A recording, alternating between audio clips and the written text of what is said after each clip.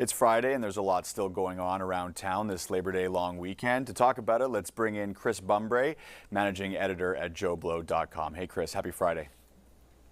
Hey Matt, happy Friday to you. Happy long weekend. Exactly. So first off, kind of cool, you had the chance to sit down with some of the stars of this new movie that's out this weekend, Caught Stealing, a 90s movie. So let's watch a bit of your conversation with Zoe Kravitz, then we'll come back and talk about the movie. Yeah, I found it to be very nostalgic, like I lived in New York for a long time, I'm a kid of the 90s. And so, seeing places like a Kim's Video and like places I used to go in high school, and answering machines and VHS tapes on the set, and the Nokia cell phone and all these little things that, just reminded me of my childhood. So a real throwback movie. It is. So the movie is set in 1998. So that's kind of why I asked them about when it was set. And it's a great movie. It's directed by Darren Aronofsky, who of course directed movies like Pi, Requiem for a Dream, The Whale. This is actually a bit lighter for him though. He's done some really dark movies. This is him kind of working in thriller territory. Austin Butler stars as this guy whose neighbor leaves him his cat for the weekend, but there's something in the cat's litter box that people are willing to kill for. And it sounds a little bit lighthearted, but it gets very, very violent. Butler, it's the first time where he's kind of playing a normal guy right after playing Elvis and Fade Rotha in Dune and being in Masters of the Air. It's kind of cool to see him playing this normal guy. And I think he really has a lot of star quality. And it's fun to hear Zoe Kravitz talk about growing up in the 90s in New York, because of course, her father is Lenny Kravitz, right? One of the biggest icons of the 90s. I love talking to them, and you can actually check out all my interviews with them on Jobo Celebrity Access. So they're all up there now. So yeah, Zoe Kravitz was growing up in the 90s in New York, perhaps a bit of a different upbringing than some of us in the 90s. A little bit. But here's another sort of superstar breaking onto the scene. Benson Boone is going to be playing the Bell Center in Montreal tomorrow night. He's this is a bit of his massive hit, Beautiful Things.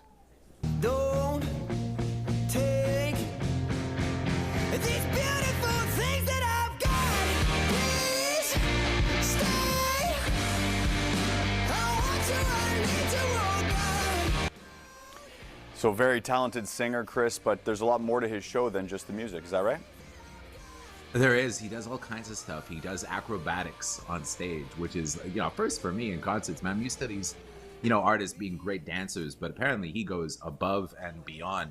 And it's interesting. I mean, you can see a little bit of footage of him there. He does like flips and stuff. I mean, that's kind of a cool way to see a concert. And fair enough, the concert did sell out in 9 seconds. The whole tour sold out. And, that's the Taylor Swift effect, because he opened for her in London, and the fans just seem to have embraced him. His number is shooting up the Billboard charts, and it's going to be a great show. Pretty much all the tickets are sold out. You can still get some, I think, from resellers, but this is going to be one of the hottest concerts of the summer, and it's tomorrow night at the Bell Center.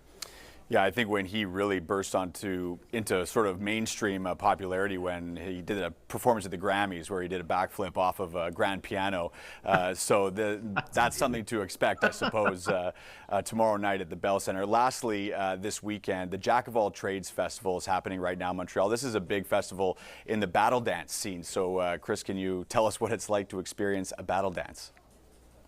I mean, it's hard to describe. It's really, these people are amazing athletes, though. It's young people breakdancing, popping and locking. They're doing it at like Club Soda, the Kelsey de Spectacle.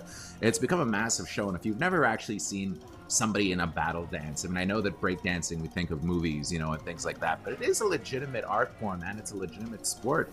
It was part of the Olympics in 2014 in Paris, and these people that are practicing it are terrific athletes. And the Jack of All Trades Festival has really been growing. Something like 40,000 people attended last year downtown, and it looks like there's going to be even more this year.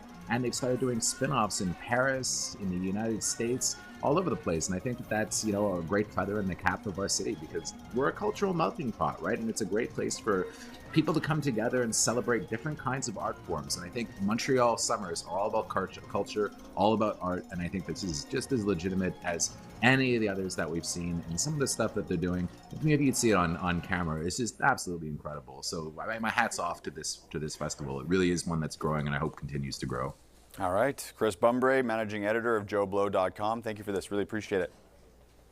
My pleasure, Matt. Thank you.